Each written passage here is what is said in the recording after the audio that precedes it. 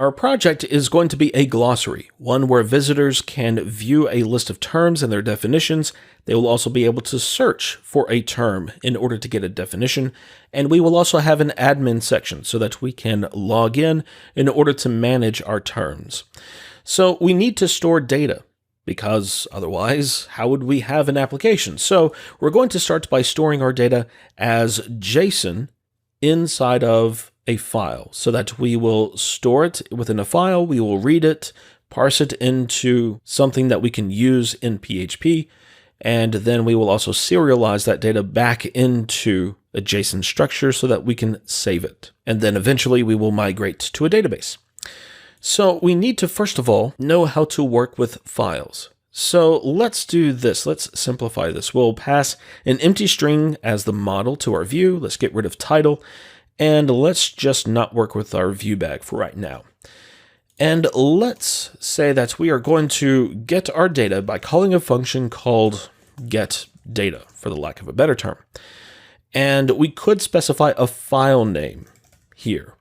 But that's not really what we need for this particular application, because the only file that we are going to be working with is our data file. We aren't going to be opening up several different files so that we would need a generic function. Instead, we need just one for opening up our data file. And the name of our data file is best served by putting it inside of a config. So let's create a new file. We'll call it config.php. And now we are starting to see a growth in our files. And the more that our files grow, the more we need to think about organization. Because right here, we are requiring two files, our config and then our functions. And that's really okay inside of our index.php, but as we add other controllers, we're going to have to require the same files over and over and over again. And then as we add more files that we need to require, well, things begin to get out of hand. So what we could do is create a file that is going to serve as our application file. It's something that we will put all of our require statements into, so that we will do this. We will grab the require statements and the opening PHP block. We will paste that into app, so that inside of index, all we have to do is require app.php, and we're done. That way, any other controller, we just have to require one file, and we're good to go. As I said in the previous lesson, I don't want to have to implement anything that I will eventually forget. So this way, I might forget to require a file, but at least it's one file and it's not multiple files. So this means that we need to organize our files a little bit more, because we are definitely going to have more files that we want to require inside of app.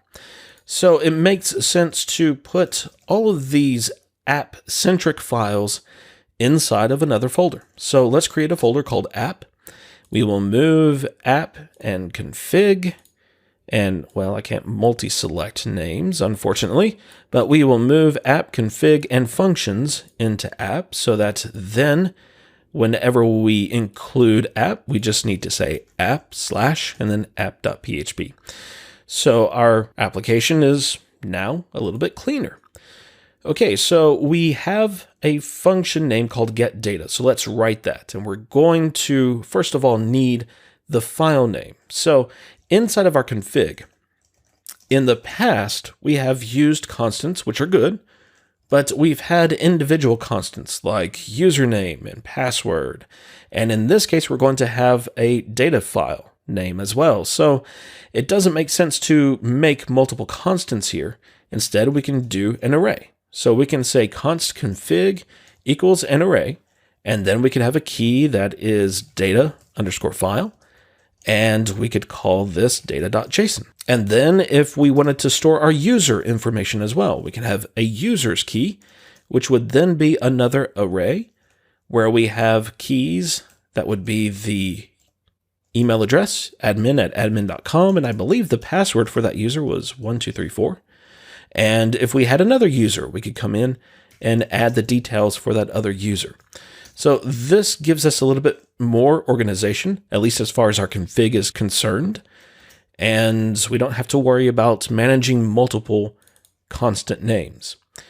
So now, finally, let's get back to our functions, and let's write that function. It was called get_data. Now, there are two ways that we can go about doing this. The first way is a long way, and we will look at that code, and then we will refactor so that we can do it with much less code. So the first thing we want to do is check to see if the file exists. So we have a function called file exists, and we pass in our file name. And let's create a variable called fname, and we will get our configs data file key, or value rather, and we will use that variable. That way that's easier to type. So if the file doesn't exist, then we want to create it, and we do so with a function called fopen. Now I know that the name is fopen, but the thing is we can specify the mode in which we want to open that file. We can open it for reading, we can open it for reading and writing, we can open it for writing only, we can also open it for writing and reading. Now, I know that two of those are kind of the same thing, but you know what? Let's look at the documentation. So let's go to php.net, and whenever you know the function name but you want to see the documentation, just go to php.net/ type the function name, enter, and it will take you to the documentation for that function. So if we scroll down, we have the mode. R is to open for reading only. R+ is to open the file for reading and writing. Now, the thing here is that the file has to exist for those two modes to be used. So that's the main difference between R+ and W+, but I'm getting ahead of myself a little bit. So then we have mode W, which is to open the file for writing only. Now, here's the thing. If it doesn't exist, it's going to create that file. If the file does exist, then it is going to truncate the file to nothing. It's basically going to delete the file and then start you over from scratch. So if you want to completely replace the contents of a file, then W is what you want to do. W+ will open the file for reading and writing. If the file exists, then it does the same thing as W. It will clear out the file and start you over from scratch. But if it doesn't exist, then it will create that file and let you write it.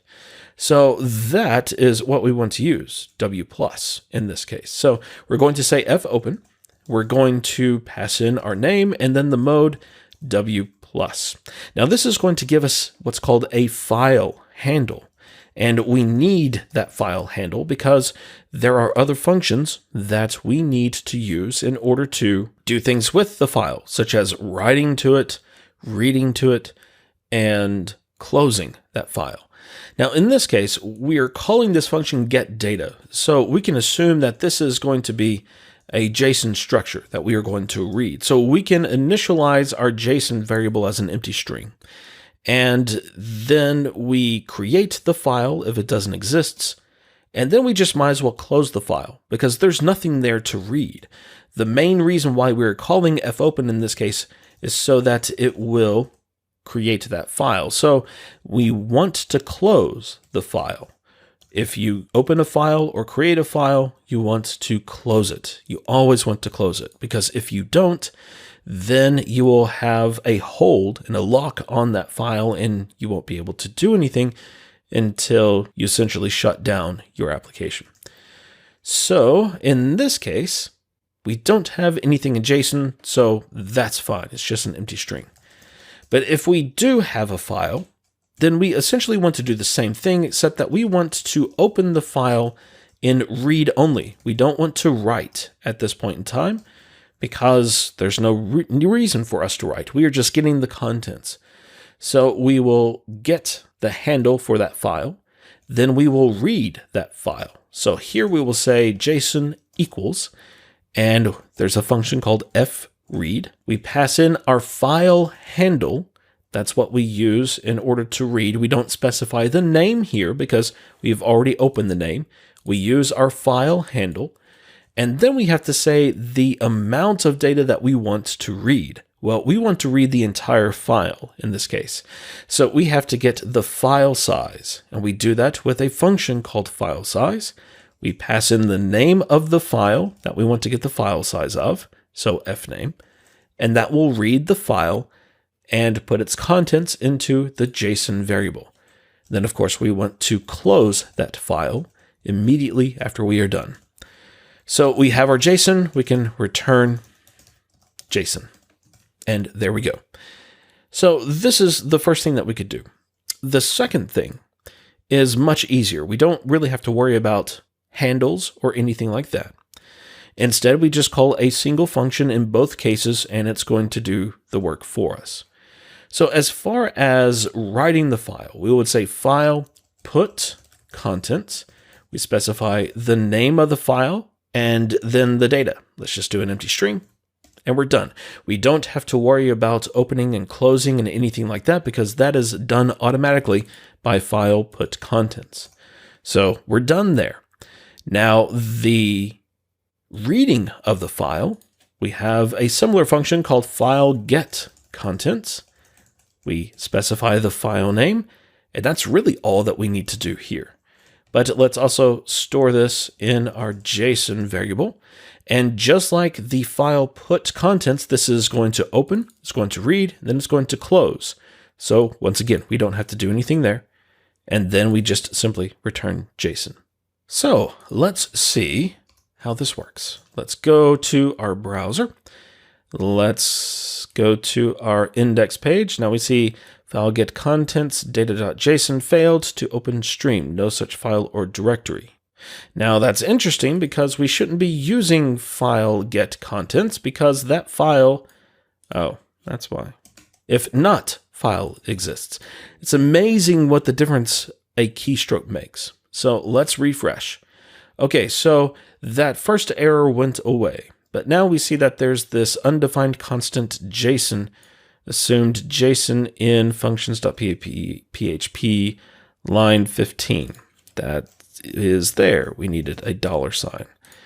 So now though, look over here, we have data.json. So it did create that file. So just for the sake of completeness, because I want to run this page without seeing anything, let's refresh.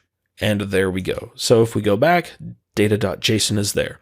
So we have just created that file, and that's really great. So now let's provide some data. Well, this is a JSON file, so we're going to have an array of objects.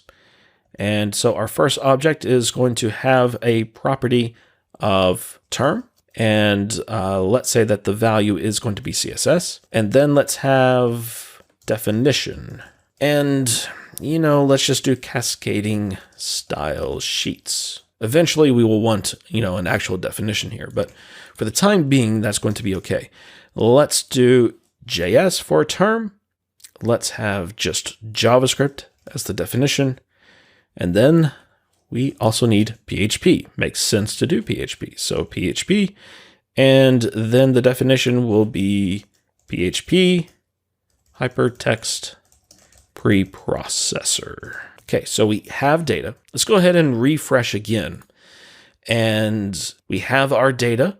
So it read it, but of course we didn't do anything with it. All we did is get the data. So inside of our code, let's do this. We have our data. Let's pass our data onto the view, and let's see what we have. So we refresh, and we have our raw JSON structure. And that is perfect. So that in the next lesson, we can take that JSON structure, convert it into something that we could use, and then output the data. And we will do that in the next lesson.